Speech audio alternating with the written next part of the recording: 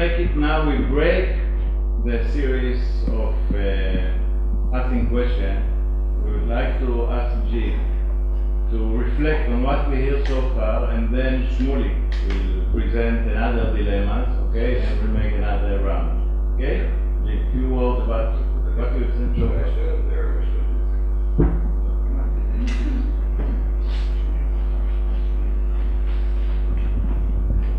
Well, first let me say I'm delighted to be here. I sound just the way I feel, that I came from Russia when I was attacked by Russian germs, and so therefore I'm a little bit scratchy. So you can hear? Yeah. Everyone hear? Okay. It sounds to me awful until the ears are compromised as well. So the situation we're looking at here is a fairly typical one in the long light of history. But there are certain times when the frequency of the need becomes greater, in which major, large, established, old organizations have to rethink why they exist, what their purpose is. And we've been thinking about this for a long time. That's a question I often ask when I go to an organization, meet with the senior management, and very, very simple question, what is your purpose? And in a sort of financially oriented business, they say, well, we want to increase our margins and we want to grow our share. And I say, well, that's fine, but as a customer, you could just put your customer hat on for a moment. Is that of any interest to you as a customer? No customer. No customer has gone to buy insurance and said, gosh, I hope this is going to help you increase your share, and I hope it's also going to help you increase your margin, and I should pay more, you want me to pay more? Customers do not think that way. By the way, something just to think about that it seems to me everybody ought to think about every day, but I find they don't. All of us are put on earth with two hats. We have our producer-provider hat, and we have our customer hat. And it is amazing how when you go to the office, you put your provider hat on, and the whole world is as it appears from your perspective. And then you go out the door and get in your car and you put your consumer hat on, and everything looks different. The sort of schizophrenia in which people can't do both at once. And I think that's the trick to having a successful business strategy, that you're able to wear two hats at once. You truly understand what the customer wants, what the customer needs, and then think backwards in terms of what you need to do. Now, by the way, you need to survive, and you would even like to prosper, that's just fine. So by all means, grow your share and grow your margins, but you can't start with that as the end result, or I think it's unlikely you're going to come to a good solution. Now, we had the insurance example, industry that is changing very rapidly, and I thought that was a lovely piece about how to try to think backwards from the customer, what we really want. Now, by the way, much of that is very threatening to a traditional business, that the customer wants transparency. The customer would like to understand in simple terms what the deal is. And there are a lot of big businesses that have had a business model which is opaqueness. The customer can't understand what the deal is. That was the idea. That was the way it was designed. We've recently gone through a banking crisis in which a lot of smart people were trying to create a banking system that only they could understand, and no one else could understand. And of course, it turned out in the end they couldn't understand either. So that the world is full of opaque catastrophe that in my view is totally unnecessary, but the natural instinct of any big organization is to defend itself by trying to do just the opposite of being transparent. So that's hard. Now, the third thing is hard. All of you are mature businesses. So you say, gosh, let's think backwards from a customer. Wouldn't that be a lovely thing to do? And you can do that for about 30 seconds before you discover threatened assets. Right? And assets are a curious thing. They all have defenders. All assets have defenders. As soon as they exist, they have defenders. And it's one of the hardest problems for the people at the top of an organization that has a lot of assets. And they start working backwards and see that most of these assets are irrelevant. And the CFO thinks they are valuable because they've not been fully appreciated. But no CFO sets value from the standpoint of the customer. This is the CFO's head. The value is entirely solely determined by the customer. So you have this wonderful set of assets which are not fully depreciated, and the customer now wants something totally different, which cannot be provided with those assets. Well, then those assets are either worthless, or perhaps they have some alternative use of doing something else. But that is generally fine.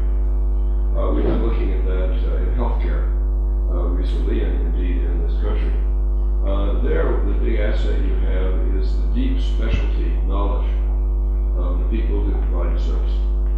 And their desperate desire not to have that knowledge in any way threatened, and indeed create organizations that make the maximum use of their knowledge, which again is something that no customer, and that's whether it's an insurance company paying for the hospital or you privately paying for the hospital or the government paying for the hospital, cares about.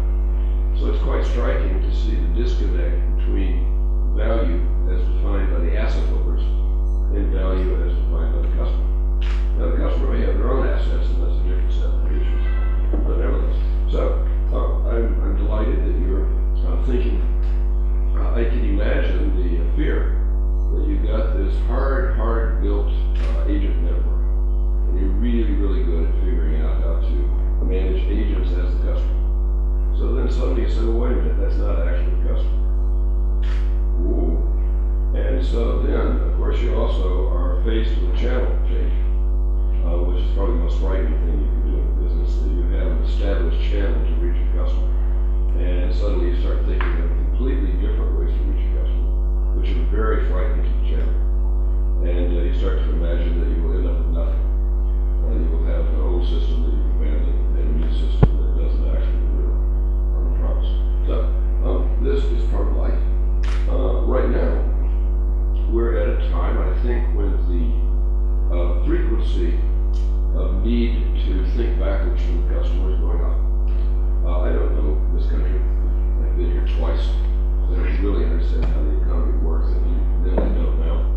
But it's pretty clear that it was an economy in which a few big organizations had a relatively high ability to control how the customer was going to be presented with value.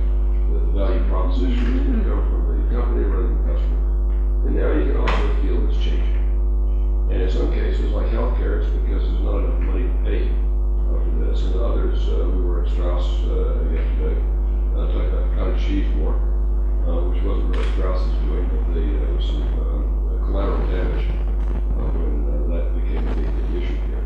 But you do have the sense that the power has been shifting between the old line of relatively concentrated providers and the new generation of networked consumers. And that's the big deal. Simply consumers are networked, so that they can organize everything from demonstrations to transparency by going to the web, going to Facebook, going to wherever. So therefore this gets, I think, more intense, not less.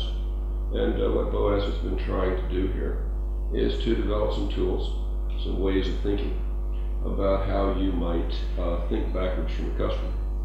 The final thing to go with that, it's not just assets that are threatened, it's also all of your processes. That we come out of a world of operational excellence, process improvement, which has largely, in my view, failed to deliver over the last 20 years. Because people started with the process, presumed that the value it provides or should provide is just obvious, and then try to find out how to provide that value with less time, less effort, less space, less human effort. And so, unfortunately, because the people who do that process evaluation actually don't feel very comfortable thinking about customers. They call that, oh, that's strategy. And we don't do that. We're humble engineers, and we think about process. And so you can easily find yourself in a position of drastically improving a process that provides no value for any known customer. And that is a sort of either comic or tragic thing, depending on how you look at it. So that we have, part of our contribution to operational excellence and process improvement has been to insist we start with the customer. And then we work backwards. And then it's not just that you have some assets you don't need, but you have some processes which also involve assets, which can't, as configured, create the value that's needed.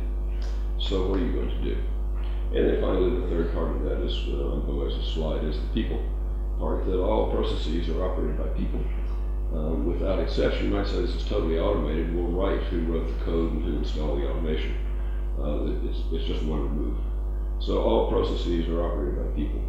And so then how do you engage people? Particularly in a time of stress, where you're telling them two things: that we're going to change our value definition working backwards from the customer, and that means we're going to have to change every process, and that means you're going to have to change what you do. And so now this is frightening.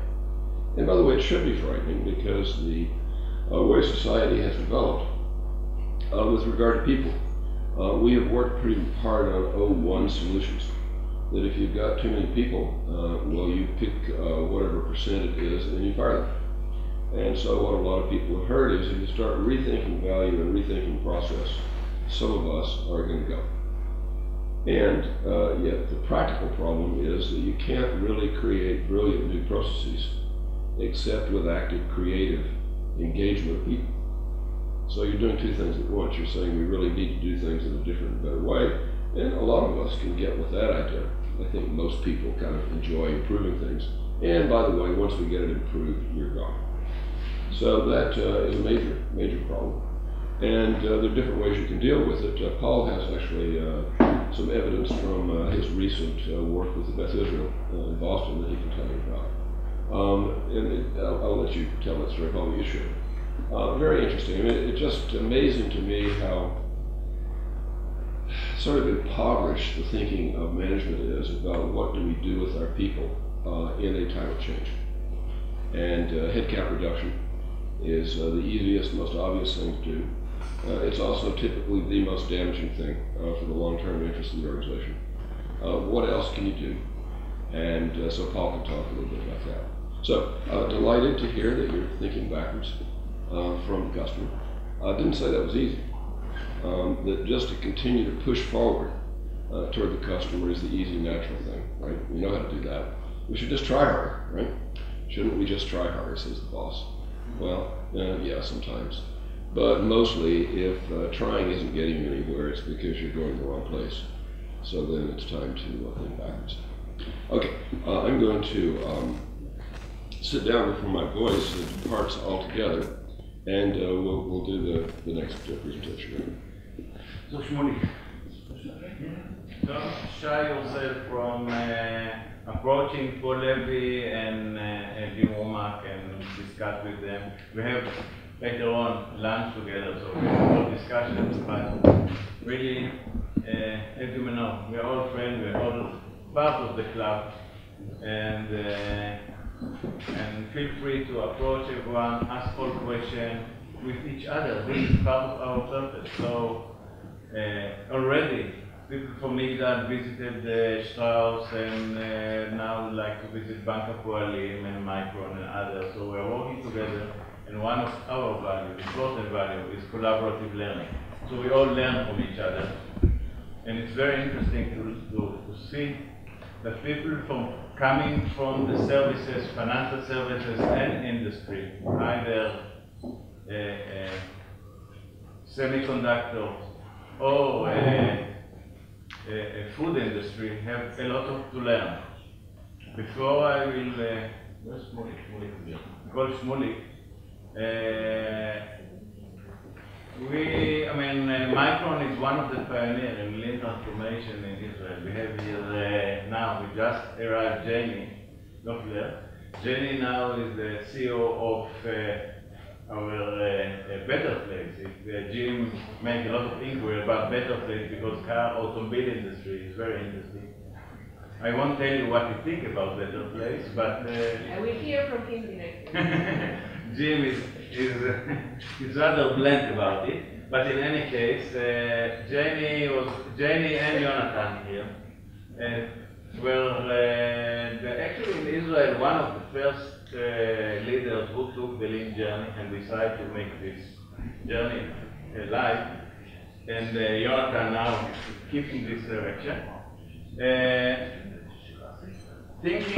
Working together between Strauss that Jim yesterday spent the day with the Spark managers and Micron and Intel is the first reflection I got, this is my personal, that Strauss sending their products with the big trucks and bring home the money with the short, very small private cars.